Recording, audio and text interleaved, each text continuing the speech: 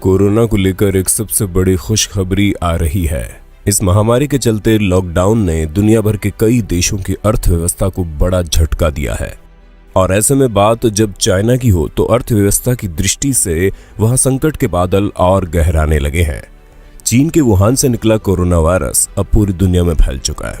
ऐसे में चीन में निवेश करके व्यापार करने वाली कई बड़ी कंपनीज ने अपना बोरिया बिस्तर समेटने का वहां से मन बना लिया है।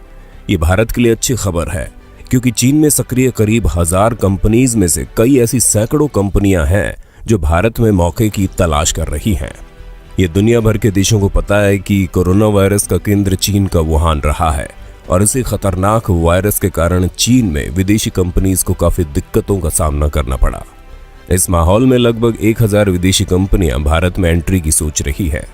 बताया जा रहा है कि इनमें से करीब 300 कंपनीज भारत में फैक्ट्री लगाने की पूरी तरह से मूड बना चुकी है और इस संबंध में भारत के अधिकारियों से बातचीत भी चल रही है। केंद्र सरकार के एक अधिकारी ने इसकी जानकारी देते हुए कहा कि वर्तमान में लगभग 1000 कंपनीज विभिन्न स्तरों पर बातचीत कर रही है। इन कंपनीज में से हमने 300 कंपनियों को लक्षित किया है। कोरोना वायरस के नियंत्रण में आने के बाद स्थिति हमारे लिए बेहतर होगी और भारत वैकल्पिक मैन्युफैक्चरिंग हब के लिए तैयार होगा। चीन अपनी चालाकियों के लिए जाना जाता है, लेकिन अब चीन की चालाकी धरी रह जाएगी, क्योंकि चीन को छोड़ भारत में आने वाली ये companies mobile, electronics, medical devices, textiles और सिंथेटिक फैब्रिक्स के क्षेत्र में काफी सक्रिय हैं। ये भारत के बाजार में आने वाली है और अगर मोदी सरकार की ओर से पॉजिटिव रेस्पॉन्स रहा तो चीन के लिए बहुत बड़ा झटका होगा और फिर चीन के हाथों से मैन्युफैक्चरिंग हब का तमगा भी छिन सकता है।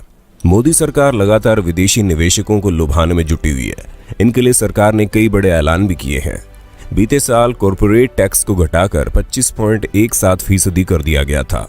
वहीं नई फैक्ट्रीज लगाने वालों के लिए टैक्स घटाकर 17% ला दिया गया। ये टैक्स दक्षिण पूर्व एशिया में सबसे कम बताया जाता है। वहीं दूसरी तरफ विश्व स्वास्थ्य संगठन ने चेतावनी जारी की है कि कोरोना का तांडव अभी बाकी है, अभी और गंभीर होगी कोरोना महामारी। ऐसे वक्त में जब भारत समेत दुनिया के कई देशों में लॉकडाउन की ढिलाई शुरू हो चुकी है, विश्व स्वास्थ्य संगठन ने दुनिया के कई देशों को ढिलाई पर चिताया है।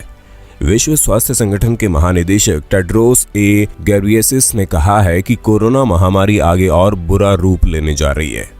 हालांकि घेब्रेयेसस ने यह नहीं बताया कि उनकी चेतावनी के पीछे क्या वजह है। WHO के महानिदेशक ने कोरोना संकट के लिए 1918 के स्पेनिश फ्लू का उदाहरण दिया। 1918 में फ्लू में 10 करोड़ लोगों की मौत हुई थी।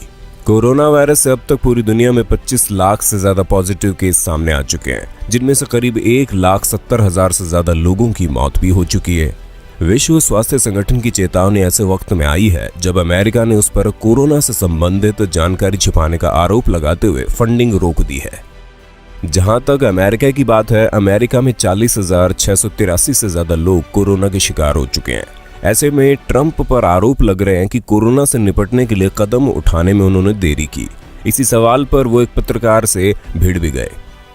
इसी बीच कोरोना से बुरी तरह प्रभावित इटली में पहली बार कोरोना केसेस में गिरावट आई है, लेकिन मृतकों का आंकड़ा यहां अभी भी काफी है। इटली में कोरोना से अब तक 24,114 से ज्यादा लोग जान गंवा चुके हैं। अमेरिका के बाद कोरोना से इटली में ही सबसे ज्यादा मौतें हुई।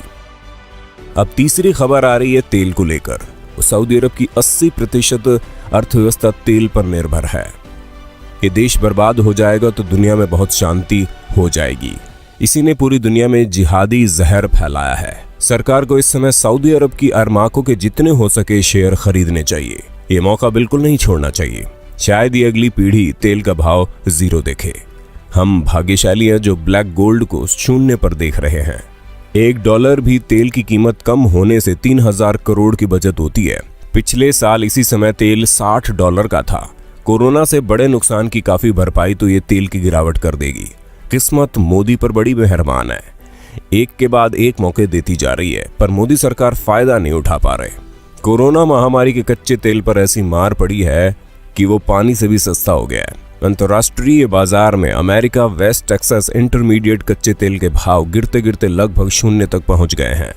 लेकिन इसका मतलब ये नहीं कि हिंदुस्तान में तेल मुफ्त में मिलने लग जाएगा। दरअसल कई महीने में तेल का करार नेगेटिव आया है। मतलब ये कि खरीदार तेल लेने से इनकार कर रहे हैं। खरीदार कह रहे हैं कि तेल की भी जरूरत नहीं है, बाद में लेंगे, अभी अपने पास रखो। वहीं उत्पादन इतना हो गया है कि अब तेल रखने की जगह ही नहीं बची है। ये सब कोरोना की महामारी की वजह से हुआ। गाड़ियों का चलना लगभग बंद है। कामकाज और कारोबार बंद होने की वजह से तेल की खपत और उसकी मांग में भी कमी आई है। कनाडा में जो तेल के कुछ उत्पादों की कीमत माइनस में चली गई है। सोमवार को जब बाजार खुला तो अमेरिकी वेस्ट टेक्सास इंटरमीडिएट कच्चे तेल का भाव $10.34 प्रति बैरल पर आ गया, जो 1986 के बाद सबसे निचला स्तर था। इसके बाद दोपहर तक ये $2 प्रति बैरल के न्यूनतम स्तर पर आ गया और गिरते गिरते $0.01 प्रति बैरल पर जा पहुंचा।